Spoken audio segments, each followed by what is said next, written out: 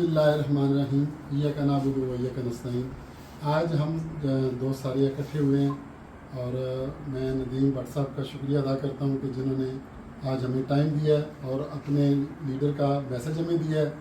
عمران خان صاحب کی رہائی کے لیے جو ہے ہم نے انشاءاللہ اپنے پورے ڈسٹرکٹ جیل میں کوشش کرنی ہے اور لوگوں کو موبلائز کرنا ہے، نہ صرف جیل میں بلکہ پورے پنجاب میں بلکہ پورے پاکستان میں، اور انشاءاللہ عمران خان صاحب کی رہائی تک ہم یہ جدوجہد جاری رکھیں گے اور انشاءاللہ عمران خان کو رہا کرائیں گا۔